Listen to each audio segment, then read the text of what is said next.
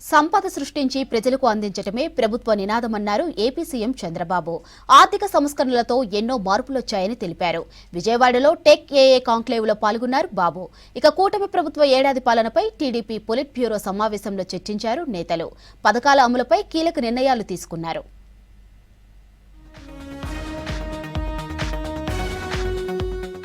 ఆర్థిక సంస్కరణలు వచ్చాక ఎన్నో మార్పులు వచ్చాయన్నారు ఏపీ సీఎం చంద్రబాబు. ప్రతి ఒక్కరికి సాంకేతికత అందుబాటులోకి వచ్చిందన్నారు. 1991లో ఆర్థిక సంస్కరణలు వచ్చాయని గుర్తు చేశారు. విజయవాడలో టెక్ ఏఐ కాంక్లేవ్లో పాల్గొన్నారు సీఎం. తానెప్పుడూ విద్యార్థినినని, కొత్త విషయాలు తెలుసుకునేందుకు ఆసక్తి చూపిస్తానని తెలిపారు చంద్రబాబు. నా ఆలోచన ఒకటే, మనం అందరం కూడా తిరిగి సమాజానికి ఇవ్వాల్సిన అవసరం ఉంది. మనం బాగుంటే చాలదు. ఆ ఆలోచనతోనే జిఎఫ్ఎస్టీ తయారు చేస్తే ఇటీవల కాలంలో నేను అధికారంలోకి వచ్చినాక 3వ కాన్ఫరెన్స్ పెట్టాను. ఇప్పుడిప్పుడే నేను ఒకటే చెప్పాను వీళ్ళకి కూడా, నా మీద ఆధారపడద్దండి, దీనికి ప్యాటర్న్ మాత్రం నేను. మీ తెలివితేటలతో మీరు ముందుకెళ్ళాలి. భారతదేశమే కాదు ప్రపంచం మొత్తం మెచ్చుకునే విధంగా మీరు పనిచేసి, మీరు ఒకే విషయం మనం గుర్తుపెట్టుకోవాల్సిన అవసరం ఉంది. తెలుగుదేశం పార్టీ ఎప్పుడు కూడా ఆలోచించేది ఒక విజన్తో ఆలోచిస్తాం. ఆ విజన్తో మాటలు చెప్పడం కాదు, చేసి చూపిస్తున్నాం. అమరావతిలో సీఎం చంద్రబాబు అధ్యక్షతన టీడీపీ పొలిట్ బ్యూరో సమావేశం జరిగింది. సమావేశంలో ముందుగా పహల్గాం అమరవీరులకు ఎన్టీఆర్కు నివాళులర్పించారు నేతలు. తర్వాత పార్టీ సంస్థాగత నిర్మాణం, 11 నెలల్లో కూటమి ప్రభుత్వం చేపట్టిన అభివృద్ధి, మహానాడు నిర్వహణపై చర్చించారు నేతలు.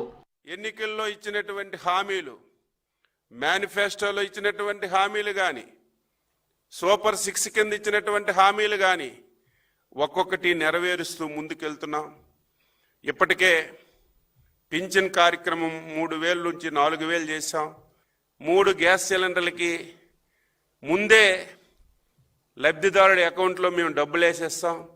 ఆయనే డైరెక్ట్గా కొనుక్కోవచ్చు, కొనుక్కోకపోవచ్చు, లేకపోతే డబ్బులు తీసుకునే అవకాశం ఉంటుంది.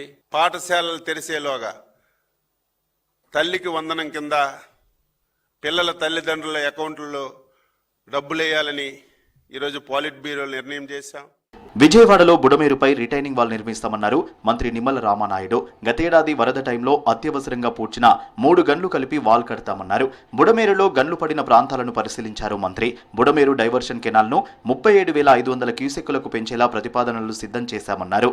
గతంలో కూడా ఎప్పుడు ఫ్లడ్ వచ్చినా కూడా ఇక్కడే గండ్లు పడుతూ ఉన్నాయి. గతంలో కూడా ఏదైతే 3 గంటలకు సంబంధించి 500 మీటర్లు పర్మనెంట్గా ఒక సీసీ వాల్ నిర్మాణం చేయాలని చెప్పేసి రేపు జూన్ 10వ తారీఖు కల్లా మినిమం సేఫ్టీ లైన్కైనా సరే మీరు ఈ వాల్ని తీసుకుని రావాలి.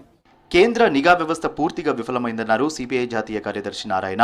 జమ్మూ కాశ్మీర్లో పానీపూరి బండి నడుపుకునే వ్యక్తికి తెలిసిన సమాచారం కూడా కేంద్ర నిఘా వర్గాలకు తెలియడం లేదన్నారు.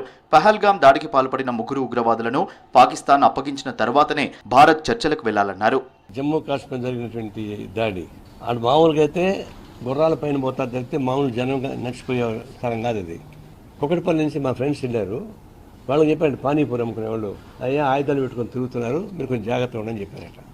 అంటే పానీపూరి వాళ్ళకి తెలిసిన సమాచారం నిఘా బ్యాగ్ తెలీదా అని శాంతి చర్చలు జరిగేటువంటి మార్గంలో దీన్ని పాల్గొన్నటువంటి ప్లాన్ చేసినటువంటి వాళ్ళని భారతదేశ ప్రభుత్వానికి అప్పగించాలి. పీఓకే మన పాక్ ఆక్రమిత ప్రాంతం ఉంది, ఇది ఎప్పుడైనా రావాల్సింది.